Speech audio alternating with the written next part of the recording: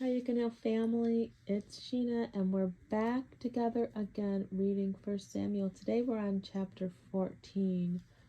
My kids are up, and my daughter, Blessing's got a friend over, so I hope it's not loud. I'm in my room, and the door is closed, but they can be a little rowdy. And it's like 11:20 at night, so you gotta take it, okay? You gotta take it. But yeah, I'm Sheena. If this is your first time, we've been reading through the Old Testament, and today we're going to look at Samuel 14. It's a little long, so get comfortable. Listen up. Saul's selfish curse. One day, Jonathan said to the young man who carried his armor, "Come on, let's go over to where the Philistines have their outpost." But Jonathan did not tell his father what he was doing. Meanwhile, Saul and his 600 men were camped on the outskirts of Gibeah, around the pomegranate tree at Migron. Among Saul's men was Ahiah the priest, who was wearing the linen ephod. Ahiah was the son of Ahitub, Ichabod's brother. Ahitub was son of Phinehas and the grandson of Eli, the priest of the Lord who had served at Shiloh. No one realized that Jonathan had left the Israelite camp. To reach the Philistine outpost, Jonathan had to go down between the two rocky cliffs that were called Bozez and Sinai. The cliff on the north was in front of Michmash, and the one on the south was in front of Gibeah. "Let's go across to see those pagans," Jonathan said to his armor-bearer. "Perhaps the Lord will help us, for nothing can hinder the Lord. He can win a battle whether he has many warriors or only a few." Oh, I love that. I love that. No matter what's going on, God can handle it. No matter how many people you feel are against you, God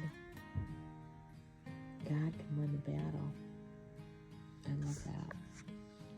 "Do what you think is best," the youth replied. "I'm with you completely, whatever you decide." "All right then," Jonathan told him. "We will cross over and let them see us. If they say to us, 'Stay where you are, or we'll kill you,' then we will stop and not go up to them. But if they say, 'Come on up and fight,' then we will go up. That will be the Lord's sign that he will help us defeat them." When the Philistines saw them coming, they shouted, "Look, the Hebrews are crawling out of their holes." Then they shouted to Jonathan, "Come on up here and we'll teach you a lesson. Come on, climb right behind me." Jonathan said to his armor-bearer, "For the Lord will help us defeat them."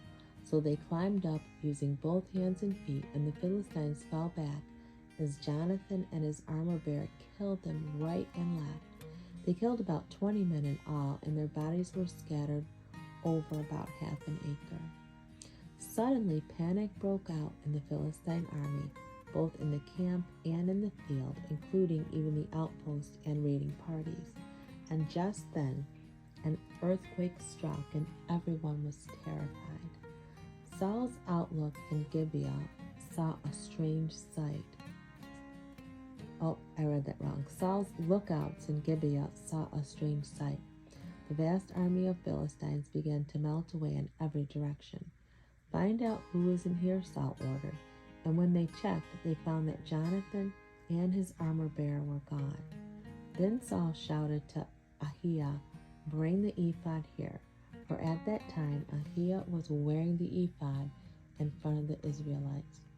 But while Saul was talking to the priest, the shouting and confusion in the Philistine camp grew louder and louder.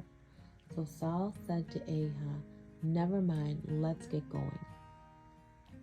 Then Saul and 600 men rushed out to the battle and found the Philistines killing each other. There was terrible confusion everywhere. Even the Hebrews who had gone over to the Philistine army revolted and joined in with Saul, Jonathan, and the rest of the Israelites. Likewise, the men who were hiding in the hills joined the chase when they saw the Philistines running away. So the Lord saved Israel that day, and the battle continued to rage even out beyond Bethaven. Verse 24. Now the men of Israel were worn out that day. They were worn slam out. Oh, that's so funny, because Saul had made them take an oath, saying, Let a curse fall on anyone who eats before evening, before I have full revenge on my enemies. So no one ate a thing all day, even though they found honeycomb on the ground in the forest. They didn't even touch the honey, because they all feared the oath they had taken. But Jonathan had not heard his father's command, and he dipped a stick into a piece of honeycomb and ate the honey. After he had eaten it, he felt much better. But one of the men saw him and said, "Your father made the army take a strict oath that anyone who eats food today will be cursed. That is why everyone is weary and faint." "My father has made trouble for us all," Jonathan exclaimed.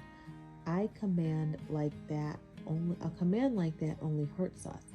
See how much better I feel now that I have eaten this little bit of honey? If the men had been allowed to eat freely from the food they found among our enemies, think how many more we could have killed. But hungry as they were, they chased and killed the Philistines all day from Michmash to Ahalam, growing more and more faint. That evening they flew upon the battle plunder and butchered the sheep, cattle, and calves, but they ate them without draining the blood. Someone reported to Saul, "Look, the men are sinning against the Lord by eating meat that still has blood in it." "That is very wrong," Saul said. "Find a large stone and roll it over here. Then go out among the troops and tell them, 'Bring the cattle and sheep here to kill them and drain the blood. Do not sin against the Lord by eating meat with the blood still in it.'" So that night all the troops brought their animals and slaughtered them there. And Saul built an altar to the Lord, the first one he had ever built. Verse 36. Then Saul said, "Let's chase the Philistines all night and destroy every last one of them." His men replied, "We'll do whatever you think is best." But the priest said, "Let's ask God first." So Saul asked God, "Should we go after the Philistines? Will you help us defeat them?" But God made no reply that day. Then Saul said to the leaders, "Something's wrong. I want all my army commanders to come here. We must find out what sin was committed today. I vow by the name of the Lord who rescued Israel that the sinner will surely die, even if it is my own son Jonathan." But no one would tell him what the trouble was. Then Saul said, "Jonathan and I will stand over here, and all of you stand over there." And the people agreed. Then Saul prayed, "O Lord, God of Israel, please show us who is guilty and who is innocent. Are Jonathan and I guilty, or is the sin among the others?" And Jonathan and Saul were chosen as the guilty ones, and the people were declared innocent. Then Saul said, "Now choose between me and Jonathan." And Jonathan was shown to be the guilty one. Tell me what you have done," Saul demanded of Jonathan. "I tasted a little honey," Jonathan admitted. "It was only a little bit on the end of a stick. Does that deserve death?" "Yes, Jonathan," Saul said. "You must die. May God strike me dead if you are not executed for this." Oh my goodness. But the people broke in and said to Saul, "Should Jonathan, who saved Israel today, die? Far from it. As surely as the Lord lives, not one hair on his head will be touched, for he has been used of God to do a mighty miracle today." So the people rescued Jonathan, and he was not put to death. Then Saul called back the army from chasing the Philistines, and the Philistines returned home. Verse 47. When Saul had secured his grasp on Israel's throne, he fought against his enemies in every direction, against Moab, Ammon, Edom, and the kings of Zobah, and the Philistines. And wherever he turned, he was victorious. He did great deeds and conquered the Amalekites, saving Israel from all those who had plundered them. Saul's sons included Jonathan, Ishbosheth, and Malchishua. He also had two daughters, Merab, who was older, and Michal. Saul's wife was Ahinoam, the daughter of Ahimaaz. The commander of Saul's army was his cousin Abner. his uncle Ner's son. Abner's father Ner and Saul's father Kish were brothers. Both were sons of Abiel. The Israelites fought constantly with the Philistines throughout Saul's lifetime. So whenever Saul saw a young man who was brave and strong, he drafted him into his army. Well, I tell you, the people really stood up for Jonathan, despite him eating or tasting the honeycomb. I don't know, that's kind of good to have people stick their neck out for you like that. That's a good circle to have. Interesting chapter. There was a part in here when Jonathan was like, trying to get the other people, what am I trying to say? There was an oath not to eat anything, and he ate it, and he was talking to the people, and he's like, hey, if you would have ate some too, we would have done much better, in the battle. Just trying to get someone to do something that was wrong, but now that you've done it, let's drag as many people along as you can. So just be careful about that. If we just pull a little life application out, people might do things and then try to drag you along and get you to participate too. So just do what you know is right, and don't be persuaded and peer pressured into doing things that aren't of God. So that's our reading for today. That was chapter 14.